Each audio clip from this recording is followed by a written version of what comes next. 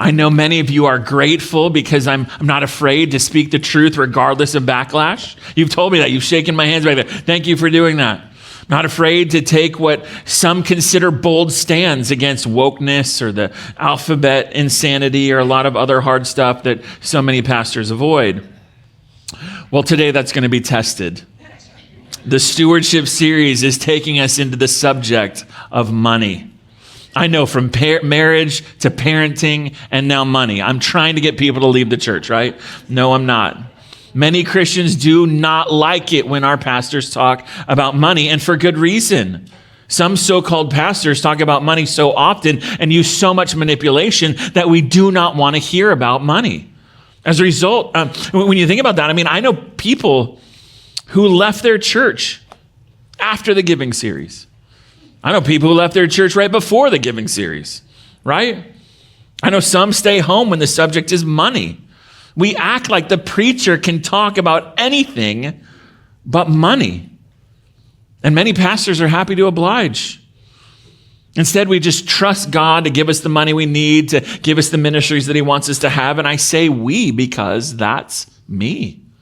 If I'm honest, I'm not afraid to talk about Marxist infiltration and all these crazy things that are going on in the world that could get a bunch of backlash. But when it comes to money, that's been very different for me. I've only talked about money 2 times in 9 years as the pastor here.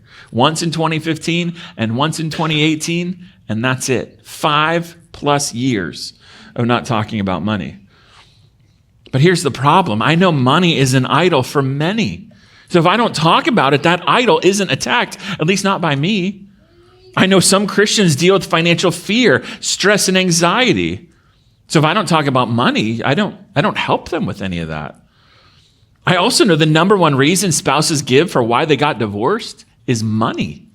So by not talking about money, I haven't cared for the marriages here at Redeemer.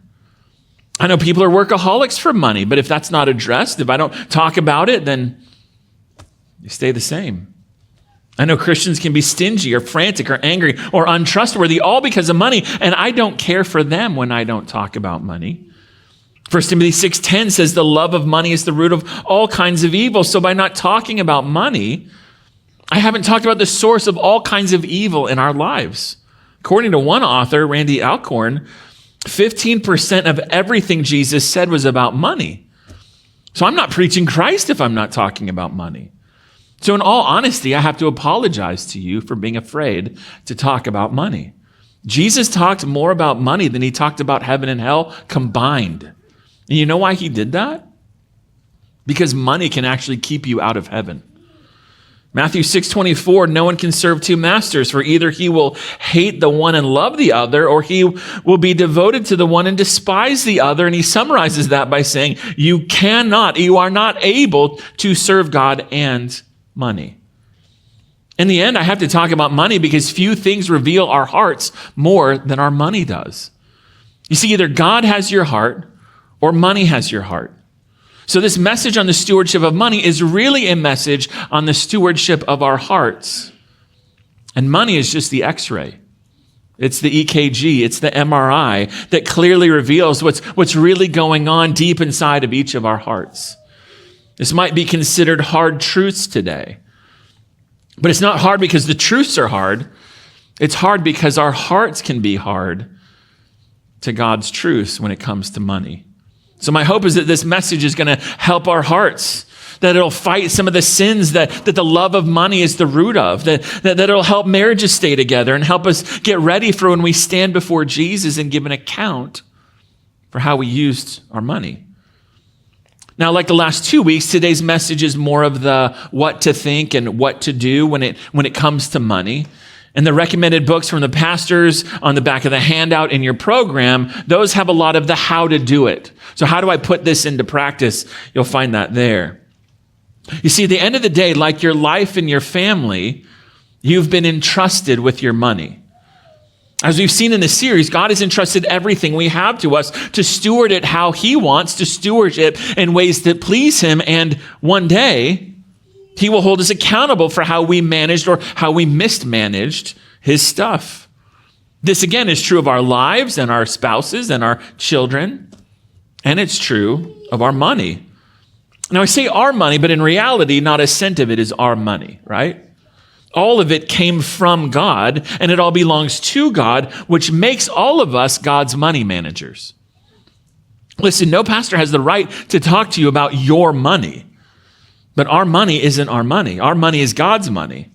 And if I love you, I will talk with you about it. And if I love you, I will talk to you about it from God's word. And I want you to notice on the handout, there are almost 4 verses in this message today, because what I want you to hear is not from me. What I want you to hear is from God, because it's his money that we have. Proverbs 10:22 puts it this way: the blessing of the Lord makes rich. Paul asks, 1 Corinthians 4:7, what do you have that you did not receive? In other words, God is the source of our money. So if I'm going to summarize this message in one sentence, it's this: we need to be God-pleasing money managers. God already sees our bank account. So the question is, do we please him with our management of his money? And for guidance on this, we're going to turn to the book of Proverbs. Now, Proverbs is misunderstood because Proverbs is not a book of promises. It's a book of principles that if you do them, you will be wise. Which means that what it means to be wise in the Bible is to have the smile of God on your decisions, that you make decisions, you're in certain situations, and the way that you act and react and interact, God looks at that and goes, that's right, that's good job, keep it up. So I talked with my kids about this proverb this week, Proverbs 10:9. Whoever walks in integrity walks securely. Now, in general, that's true, but it's not a universal law. Like, how do you know that? Well, I mean, no one walked with more integrity than who? Than Jesus. That's the answer to all the questions, right? Than Jesus. And yet at the same time, he suffered great harm and ridicule and betrayal and torture and murder, all because of his integrity. So Proverbs are not laws, and they're not guaranteed promises. They are principles that when applied at the right time and in the right circumstance are generally true. So God's word is gushing with wisdom from heaven about how to handle money. And most people live and learn, which means they learn wisdom, but they learn it through pain. And God says, listen, I have a much better way for you. Learn the Proverbs and then live. Learn the Proverbs and then live, and then avoid all the pain that comes in life, all of this pain that I want you to avoid because I gave you these Proverbs. In other words, the question for us today will be, are we going to ignore these things and continue with anxiety and anger and stress and fear about money? Or will we follow the Lord into the freedom and the peace and the joy that he has planned by giving us these words about money? Of the over 900 Proverbs in the book of Proverbs, over 100 of them are about money. And the first one in the book of Proverbs is the one we just read together, Proverbs 3:9. Honor the Lord with your wealth and with the first fruits of all your produce. First thing I want you to see is that God doesn't honor our money, right? He doesn't play favorites. He's not impressed. He doesn't play favorites with people who have money versus people who don't have money. No, instead, notice we are to honor God with our money. How do we do that? We make him look good with our money. We make his will, his ways, what he wants look good with the money that he has entrusted to us. It shows that when we do that, it shows that money isn't our God, but God is our God. When we make him, his will, his mission, our priorities with the money that he has given us. And not just our money in general, but look at verse 9. It says the first fruits of all your produce. That is what you produce with the work that you do. So second, the idea from the last half of verse 9 is that God should not get our leftovers.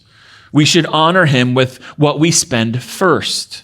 The idea here in an agrarian society like ancient Israel was not, well, if my sheep has five lambs, I'll give him one. That's not what this is saying.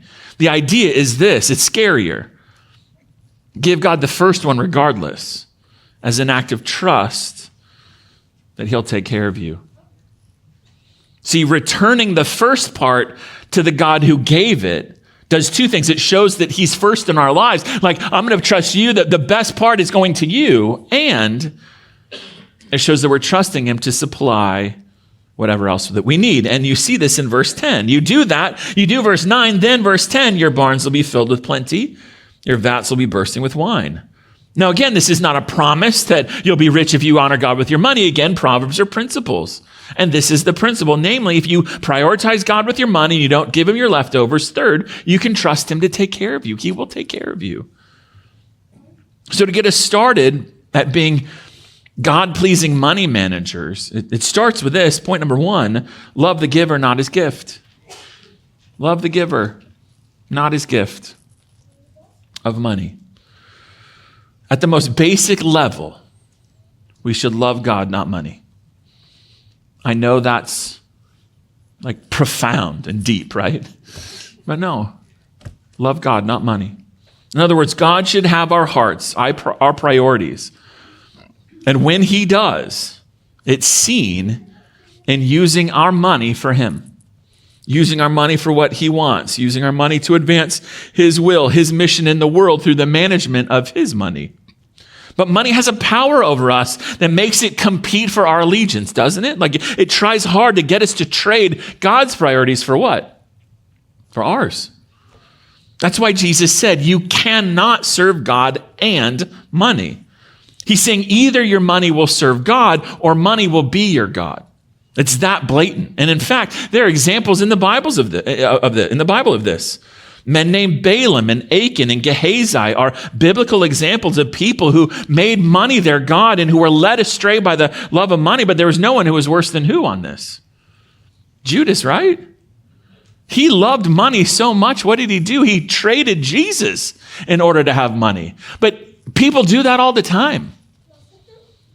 Jesus illustrated this in the parable of the seeds and the soils when he said, Matthew 13:22, as for the seed that was sown among thorns, this is the one who hears the word, but the cares of the world and the deceitfulness of riches choke the word and it proves unfruitful. In other words, people turn from their commitment to Jesus, and what turns them is money. Jesus encounters this when he met a man who is known as the rich young ruler, Luke 18, where it says that instead of ridding himself of everything that would keep him from Jesus and receiving eternal life, the man walked away, quote, very sad, for he was extremely rich. So for some people, this is the issue, God and money, and it's the love of money and all that money can do for them that is the major obstacle keeping them from faith in Jesus. So if we all looked at our bank accounts right now, what withdrawals would there be to prove that we love God and not his gift of money? Well, Proverbs helps us on this too. First, if you look at verse 9 again, what we would see is a prioritizing of God's work and how we spend our money. And listen, the primary way you and I prioritize the mission, God's mission, is by giving to a local church that is actually doing God's mission, right? Galatians 6:6 puts it this way, let the one who is taught the word share all good things with the one who teaches. Translation, Christians are to give where we are fed the Bible. So if it teaches us the Bible, our sharing, our giving should primarily be to our local church.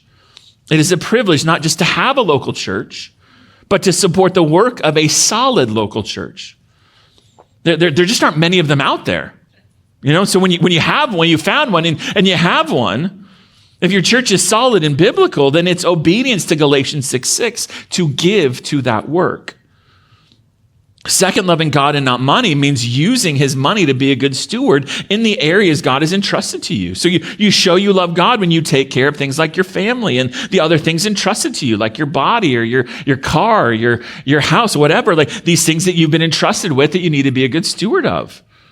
So if someone's wasting their money and as a result can't take care of their family, that actually shows a love for self and not a love for God or love for what he's entrusted to us.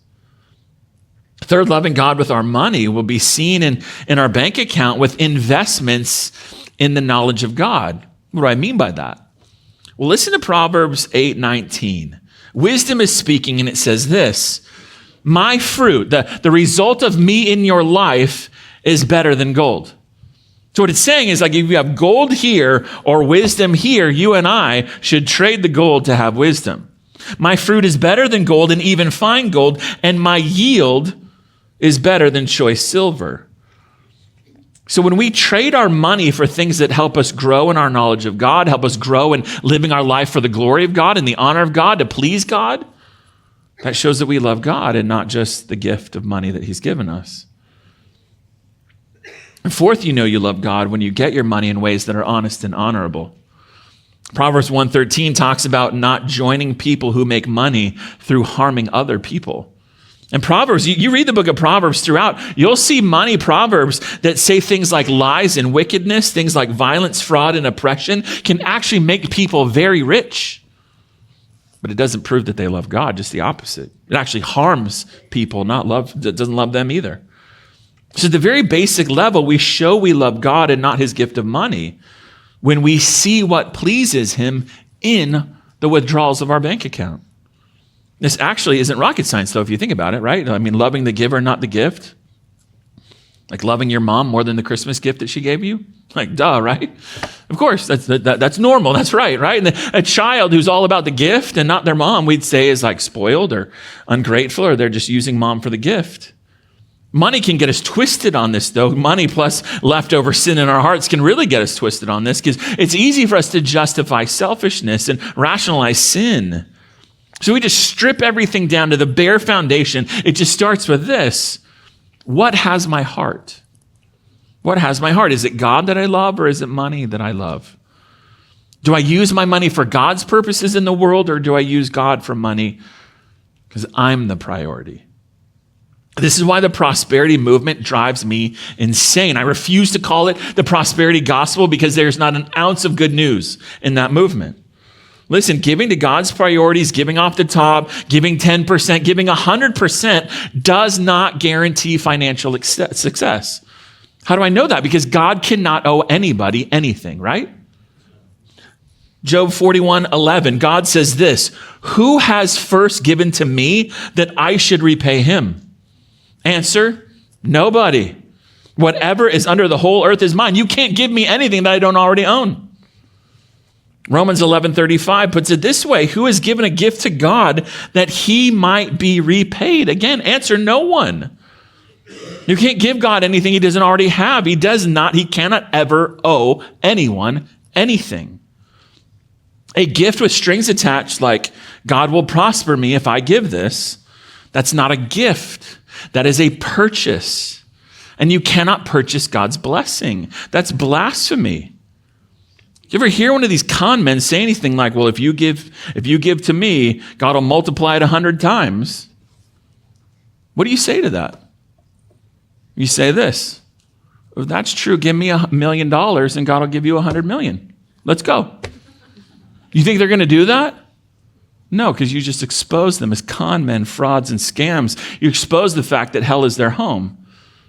Why? Because they don't love God, they love money, and they're using God to get rich. And like the rich young ruler, it is money that is keeping them from following Jesus.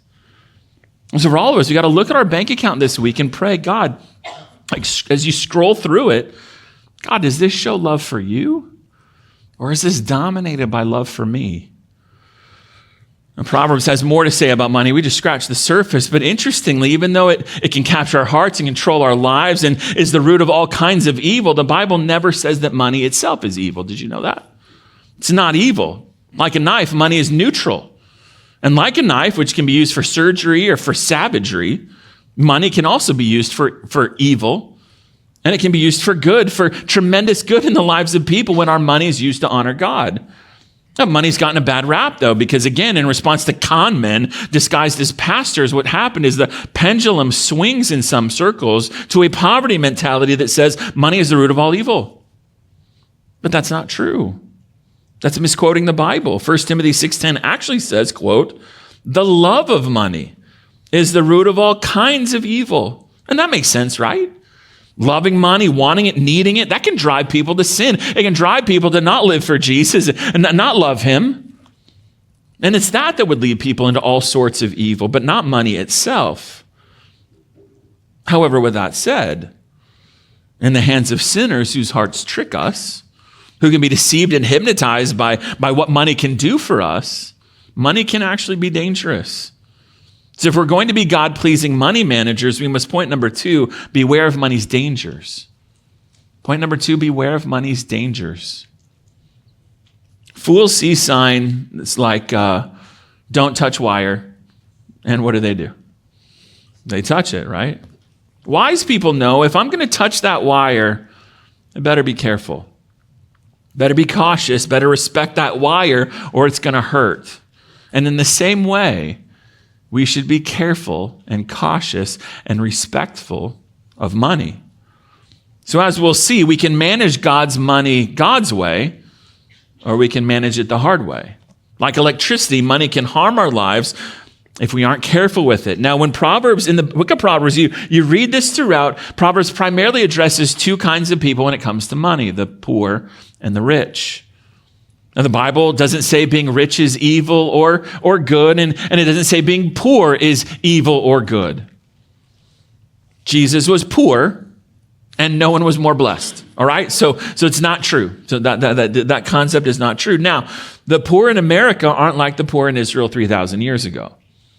In fact, if you make over $35,000 a year, you are in the top 1% of earners on the planet right now. Now, I know $35K a year is not rich here in America. I know that. So as I go through what Proverbs says to the poor and to the rich, I know most of us are going to see ourselves somewhere in between. And what that means is we need to listen to all of that advice, to the poor and to the rich, to help us grow in wisdom when it comes to money. And to the poor and to the rich, the first thing that Proverbs wants to ask us is this: are you saving any money? Are you saving any money? Proverbs 13:11 says, wealth gained hastily will dwindle, but whoever gathers little by little will increase it. So I love how one pastor friend of mine put it. He said, we should all give first, save second, and live on the rest.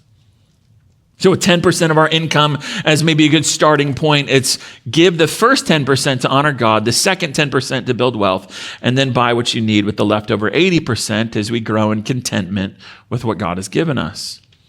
Proverbs 6:8 encourages us to look at the ant who, quote, prepares her bread in summer and gathers her food at harvest. So in times of plenty, like summer and harvest, the ant is saving up food for winter. It's like, okay, yeah, duh, of course. Yeah, well, we can learn from that. Save in the good times so that we're okay in the hard times. So a wise person, poor or rich, saves money. Now, to the poor, Proverbs points out 7 money dangers that are specific to them. 7 diagnostic questions for us to consider. And the first one is this: is laziness why you're poor? Is laziness why you're poor? Why? Proverbs 10:4 warns, quote, a slack hand, a life of lazy activity, a slack hand causes poverty. Second, Proverbs asks, do you just love having fun? If so, Proverbs 21:17 warns, quote, whoever loves pleasure will be a poor man. Third, Proverbs asks this: do you waste a lot of time on things that don't get you ahead in life? If so, Proverbs 28:19 warns, he who follows worthless pursuits will have plenty of poverty. Fourth, Proverbs asks, are you stubborn or are you a know-it-all? Why? Because if you are, Proverbs 13:18, poverty and disgrace come to him who ignores instruction. Fifth, Proverbs asks, are you careless?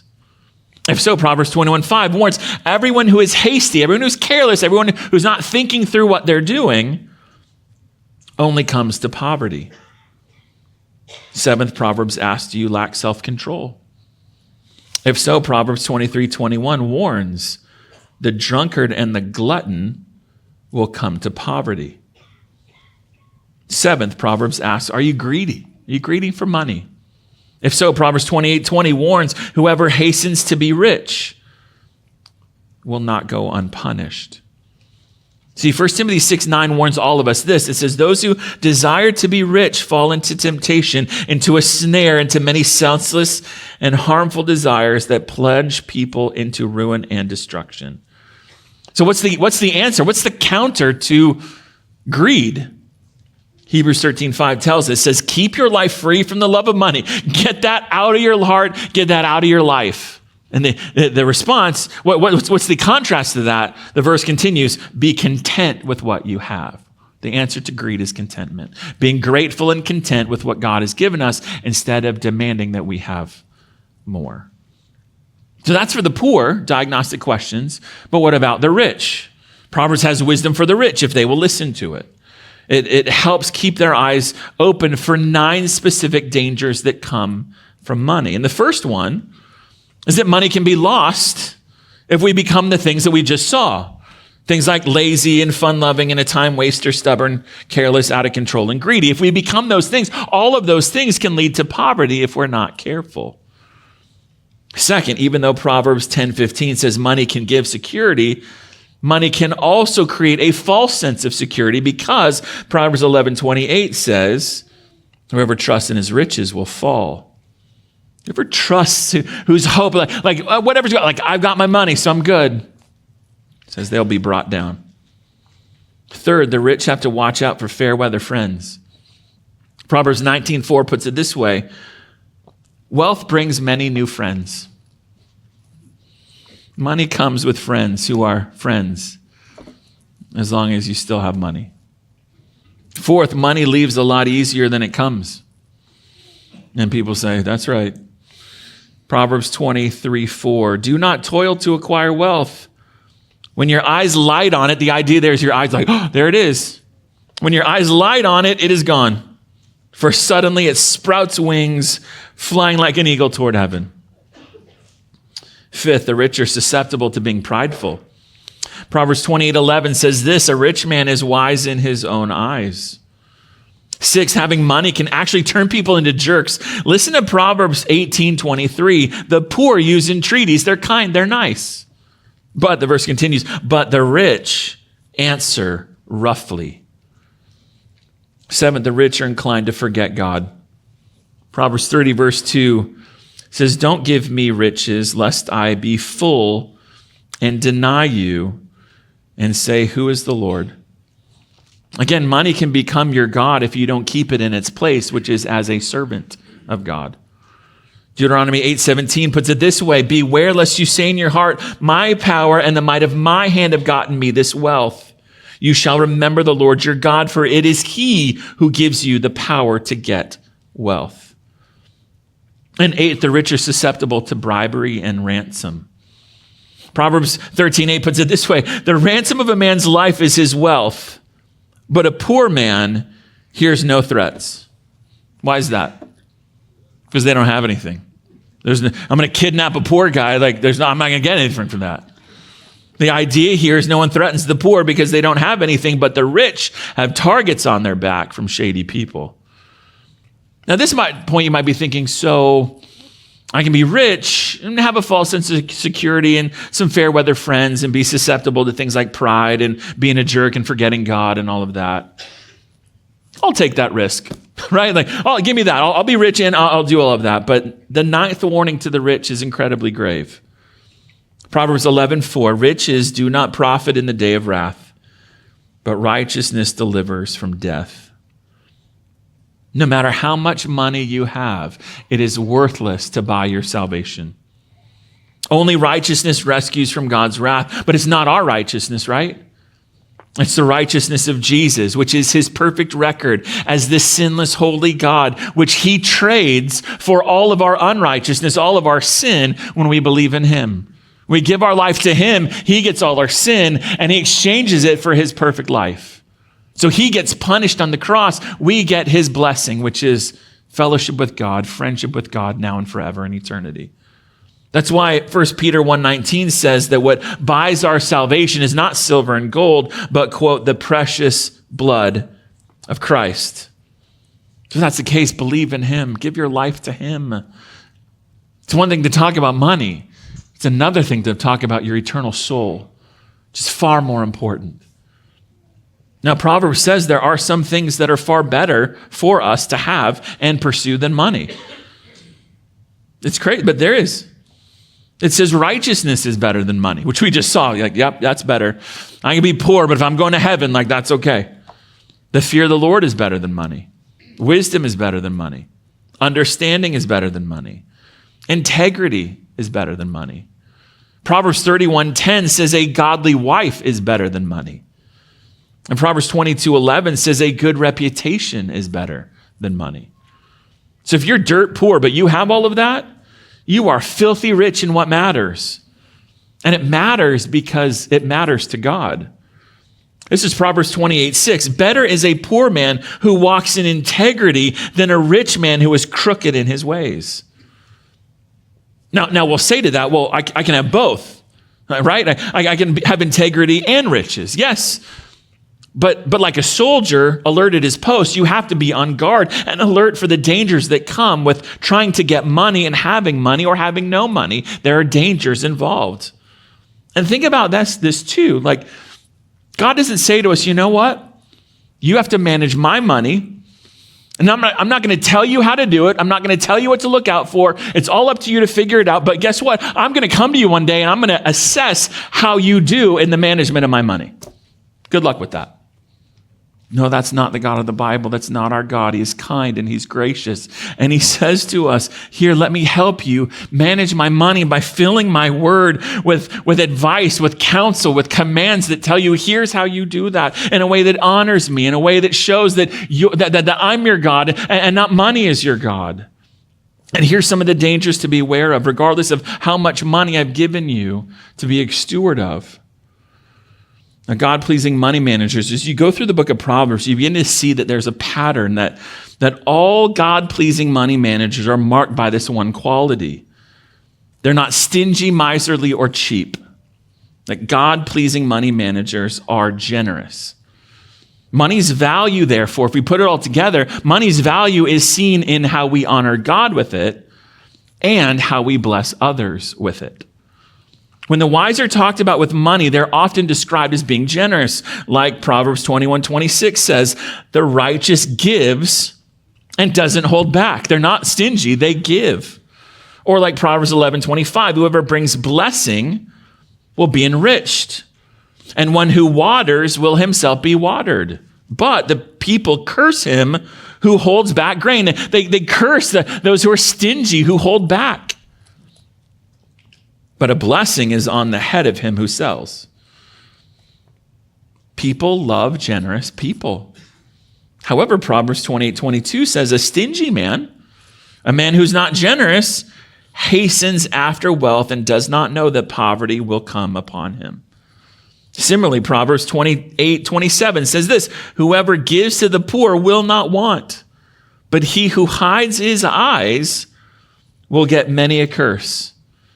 In other words, if we're not generous, if we hide our eyes from someone else's need, we set ourselves up for a life of dislike from others and a life of difficulty. This is clear. Proverbs 21:13 says, whoever closes his ears to the cry of the poor will himself call out and not be answered. See, no one helps the stingy, the miserly, the cheap, the Ebenezer Scrooges. Nobody helps them because when it was in their power to help, they refused. Well, since generosity is praised, the God-pleasing money manager will, point number 3, prioritize generosity with your money. Prioritize generosity with your money. And I don't mean by that, give God's money to everyone who says that they need it. No. Be wise, be discerning, ask questions, all of that, but also be selfless with God's money by being generous. We already saw stinginess is condemned. We also saw that generosity is praised, and it's how you know you're wise. But let me summarize the verses we just looked at when it comes to generosity. Proverbs says the generous not only do good, but they receive good from being generous. In other words, it's like a boomerang. They throw generosity out into the world, and what comes back to them is generosity from others. Proverbs says that the generous have a good reputation with those who know them. The generous are not being chased by poverty, but they are resting secure. And the generous experience God's smile on their life. They even experience answers prayer. They cry out and are answered because they're generous. So does any of that sound good to anybody? Like, don't you want that stuff in your life? I know I do. This is just Old Testament. 2 Corinthians 9:11 says we are, quote, enriched in every way in order to be generous in every way.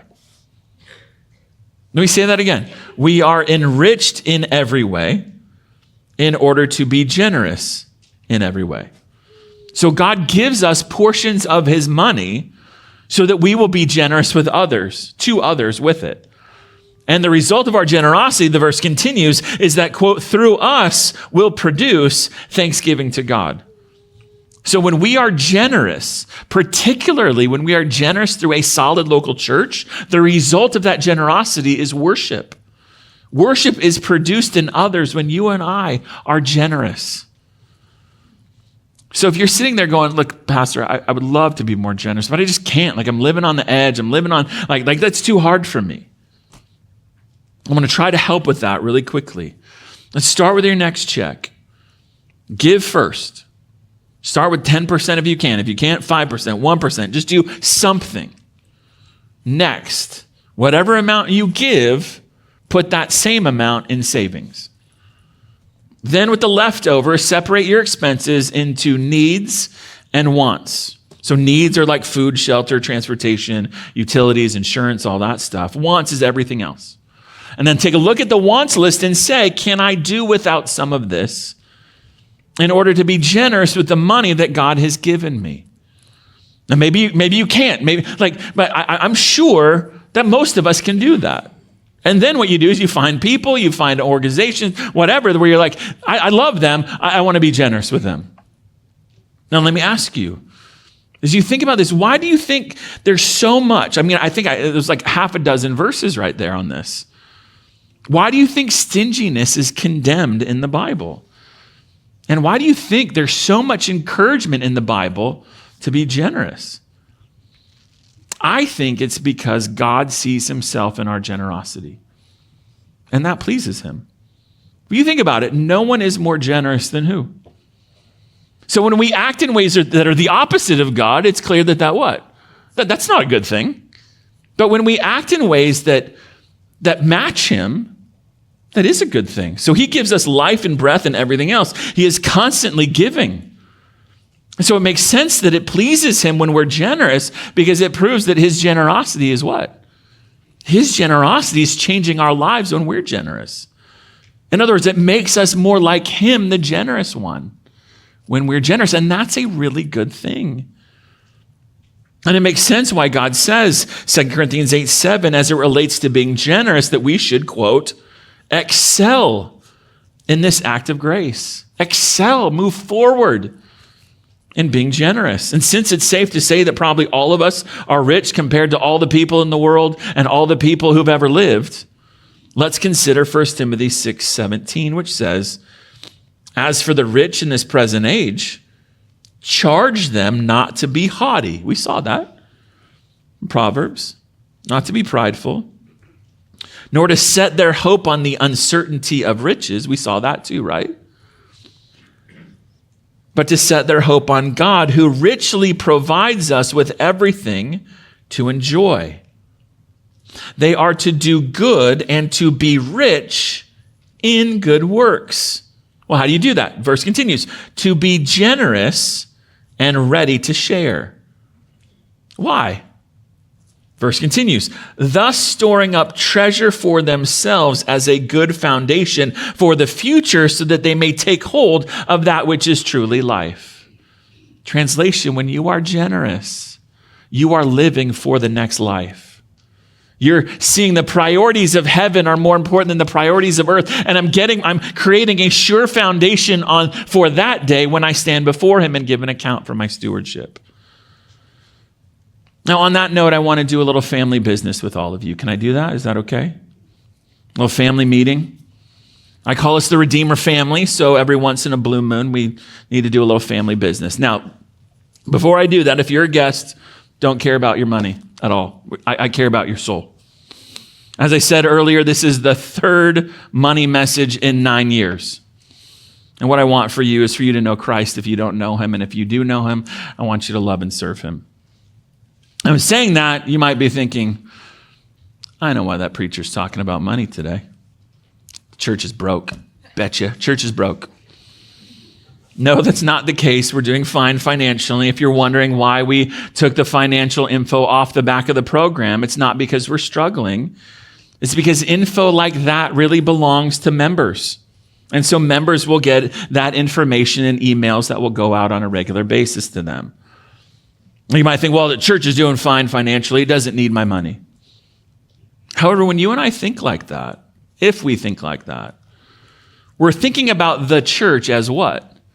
As the employees. But is that the church? It's not, right? The church is what? It's us. We're the church. If you'd say this is your church, the church is us. So we are doing fine financially. But what I mean by that is probably not what you're thinking. For the most part, I'm blown away, floored, and in awe of what God is doing here financially at Redeemer Bible Church. Blows me away. This church helps hundreds of people here in Arizona know, love, and serve Jesus, and literally tens of thousands of people all over the world know, love, and serve Jesus. And that is because of your giving. We have the pastors we have, the staff we have, the ministries and the facilities that we have, all because of you. And for that, I am incredibly grateful. And at the same time, we're doing just fine financially because 75% of our members gave last year. Which means 25% of our members did not give a dime last year. Now, I don't know names and I don't know amounts, and I know that 25% could be because of hard times, and I get that, and the church is here to help you if that's you. We even have certified financial coaches, like half a dozen of them, who go to church here who can also help you if that's you. But part of the membership covenant is that as members, you, me, we give here primarily. And of the people who attend Redeemer who aren't members, only about 30% gave last year. And again, I can't thank you enough for that. And I can't wait to talk to you about membership. People's lives were impacted for eternity because you gave here. But that also means 70% of non-members are enjoying all the benefits of Redeemer and do not help make Redeemer what it is. So if you're wondering how we're doing financially, having no debt on our property, we're doing fine. I think we're doing just fine and not great because I think we might have a lot of heart issues when it comes to God's money. I have no idea what those are, but I trust that God's been working on those heart issues today as we've looked at 45 verses in the Bible about money. I know that's been the impact of studying this for me this week. You don't think that I just study this stuff and it doesn't do anything to me because I'm perfect and so I just give that all to you, right? No, this attacks me all week. You get it for like a half an hour. I get it all week. You take all that. And so I hope that in the midst of all this, you already know how God wants you to respond. The issue is just the courage to do it. In summary, the God-pleasing money manager who is aware of money's dangers is going to do two things with the money that God has entrusted to their care. We will honor God with his money, and we will love others with his money. And since it is his money, we will do all of that so that we hear, well done, when he assesses how we used his money. The fool doesn't think about that at all. The fool lives for self with God's money, uses people, and even uses God to get more money. Which takes us all the way back to the idea that money is never the issue. It's never the issue. The issue is always our hearts. And money is the x-ray. Is it our money or is it God's? Does money have our hearts or does God have our hearts? And as we live our lives, is God my God or is money my God? See, the Bible always starts with our hearts and then everything else flows from there, including the management of the money that God has entrusted to us. So again, at this point, and everything that we've heard and everything that God is doing inside of our hearts right now, will we resist God's ways and continue in anxiety and anger and stress and fear over money? Or will we follow the Lord into the freedom and contentment and joy that he has for us in what he says in his word? At the end of it all, you and I will be incredibly grateful if we commit ourselves to be God-pleasing stewards of God's money. Let's pray.